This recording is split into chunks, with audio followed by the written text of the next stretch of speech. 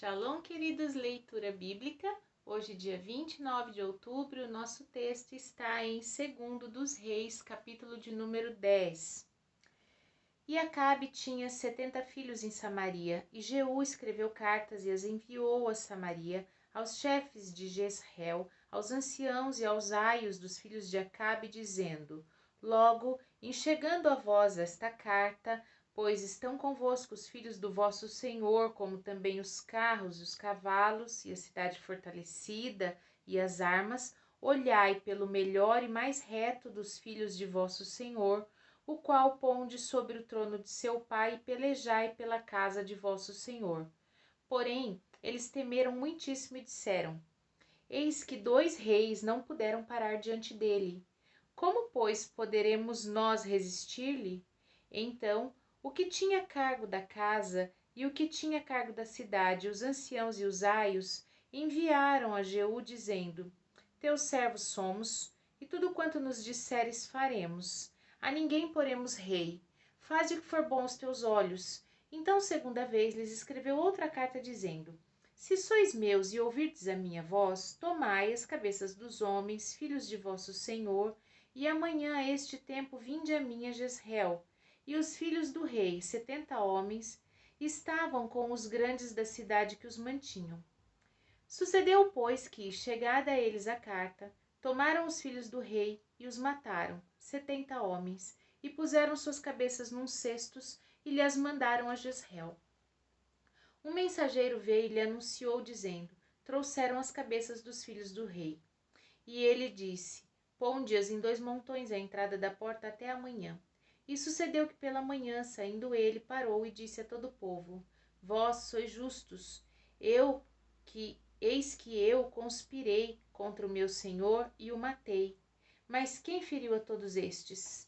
Sabei, pois, agora que, da palavra de Yahvé, que Yahvé falou contra a casa de Acabe, nada cairá em terra, porque Yahvé tem feito o que falou pelo ministério de seu servo Elias. Também Jeú feriu todos os restantes da casa de Acabe em Jezreel, como também a todos os seus grandes, os seus conhecidos, os sacerdotes, até que nenhum lhe deixou para ficar de resto. Então se levantou e partiu e foi a Samaria. E estando no caminho, em Bet-Equede dos pastores, Jeú achou os irmãos de Acasias, rei de Judá, e disse: Quem sois vós? Eles disseram: Irmãos de Acasias somos, e descemos a saudar os filhos do rei e os filhos da rainha. Então disse ele: Apanhai-vos vivos, e eles os apanharam vivos e os mataram junto ao poço de Bet-Equede, 42 homens, a nenhum deles deixou de resto. E partindo dali, encontrou a Jonadab, filho de Recabe, que lhe vinha ao encontro, o qual saudou e disse: Reto é o teu coração, como o meu coração é com o teu coração? Disse Jonadab: É. Então, se é, dá-me a mão. E deu-lhe a mão e fê-lo subir consigo ao carro, e disse: Vai comigo e verás o meu zelo para com Yahvé. E puseram-no no seu carro. E chegando a Samaria, feriu a todos os que ficaram de Acabe em Samaria, até que os destruiu, conforme a palavra que Yahvé dissera por Elias. Ajuntou Jeú a todo o povo e disse-lhe: Acabe serviu pouco a Baal, Jeú, porém, muito servirá. Pelo que chamei-me agora todos os profetas de Baal, todos os servos e todos os sacerdotes, não falte nenhum, porque tenho um grande sacrifício a fazer a Baal, e todo aquele que faltar não viverá. Porém, Jeú fazia isso com astúcia, para destruir os servos de Baal. Disse mais Jeú: Consagrai a Baal uma assembléia solene, e a apregoaram. Também Jeú enviou por todo Israel, e vieram todos os servos de Baal, e nenhum homem deles ficou que não viesse. Entraram todos na casa de Baal, e encheu-se a casa de Baal de um lado ao outro. Então disse ao que tinha o cargo das vestimentas: Tira as vestimentas para todos os servos de Baal. E ele lhes tirou para fora as vestimentas, e entrou Jeú com Jonadab, filho de Recabe, na casa de Baal, e disse aos servos de Baal: Examinai e vede bem, que porventura nenhum dos servos de Yahvé haja aqui convosco, senão somente servos de Baal. Entrando eles a fazerem sacrifícios e holocaustos, Jeú preparou da parte de fora 80 homens e disse-lhes: Se escapar algum dos homens que entregarem em vossas mãos, a vossa vida será pela vida dele. E sucedeu que, acabando de fazer o holocausto, disse Jeú aos da sua guarda e aos capitães: Entrai, feri-os e não escape nenhum. E os feriram a fio de espada, e os da guarda e os capitães, e os lançaram fora.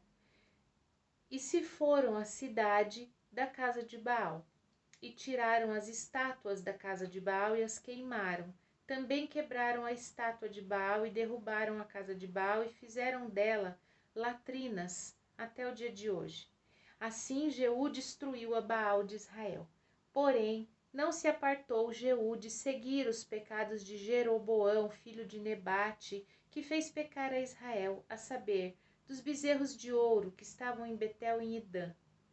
Pelo que disse Yahvé a Jeú: Porquanto bem fizeste em realizar o que é reto aos meus olhos, e conforme tudo o que eu tinha no meu coração, fizeste a casa de Acabe, teus filhos até a 4ª geração, se assentarão no trono de Israel. Mas Jeú não teve o cuidado de andar com todo o seu coração na lei de Yahvé, Deus de Israel, e nem se apartou dos pecados de Jeroboão, que fez pecar a Israel. Naqueles dias começou Yahvé a diminuir os termos de Israel, porque Hazael os feriu em todas as fronteiras de Israel, desde o Jordão para o nascente do sol, toda a terra de Gileade, os gaditas, os rubenitas, os manassitas, desde Aroer, que está junto ao ribeiro de Arnon, a saber, Gileade e Bazã. Ora, o mais dos atos de Jeú e tudo quanto fez, e todo o seu poder, porventura não estão escritos no livro das crônicas dos reis de Israel? E Jeú dormiu com seus pais e o sepultaram em Samaria. E Jeoacás, seu filho, reinou em seu lugar. E os dias de que Jeú reinou sobre Israel em Samaria foram 28 anos. Segunda carta de Paulo a Timóteo, capítulo de número 1. Paulo, apóstolo de Jesus Cristo, pela vontade de Deus, segundo a promessa da vida que está em Cristo Jesus, a Timóteo, meu amado filho, graça, misericórdia e paz da parte de Deus Pai e da de Cristo Jesus nosso Senhor. Dou graças a Deus, a quem, desde os meus antepassados, sirvo com consciência pura, porque sem cessar faço memória de ti nas minhas orações, noite e dia, desejando muito ver-te, lembrando-me das tuas lágrimas, para me encher de gozo, trazendo à memória a fé não fingida que há em ti, a qual habitou primeiro em tua avó, Lóide, e em tua mãe, Eunice, e estou certo de que também habita em ti. Por este motivo te lembro que despertes o dom de Deus que existe em ti pela imposição das minhas mãos, porque Deus não nos deu espírito de temor, mas de fortaleza, de amor e de moderação. Portanto, não te envergonhes do testemunho do nosso Senhor, nem de mim, que sou prisioneiro seu. Antes, participa das aflições do Evangelho segundo o poder de Deus, que nos salvou e chamou com uma santa convocação, não segundo as nossas obras, mas segundo o seu propósito e graça, que nos foi dada em Cristo Jesus, antes dos tempos dos séculos, e que é manifesta agora pela aparição de nosso Salvador Jesus Cristo, o qual aboliu a morte e trouxe à luz a vida e a incorrupção pelo Evangelho, para que fui constituído pregador, apóstolo e doutor dos gentios, por cuja causa padeço também isto, mas não me envergonho, porque eu sei em quem tenho crido e estou certo de que és poderoso para guardar o meu depósito até aquele dia. Conservo o modelo das sãs palavras que de mim tens ouvido, na fé e na caridade que há em Cristo Jesus.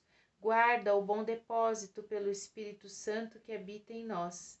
Bem sabes isto, que os que estão na Ásia todos se apartaram de mim, entre os quais foram Fígelo e Hermógenes.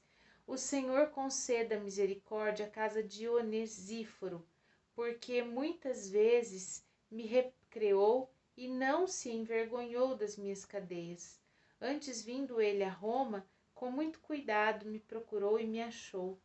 O Senhor lhe conceda que naquele dia ache misericórdia diante do Senhor. E o quanto me ajudou em Éfeso, melhor o sabes tu. Oséias, capítulo de número 2. Dizei a vossos irmãos, a mim e a vossas irmãs, Ruama, contendei com a vossa mãe, contendei, porque ela não é minha mulher e eu não sou seu marido. E desvie dela as suas prostituições da sua face e os seus adultérios de entre os seus peitos, para que eu não a deixe despida e a ponha como no dia em que nasceu, e a faça como um deserto, e a ponha como uma terra seca, e a mate a sede, e não me compadeça de seus filhos, porque são filhos de prostituições.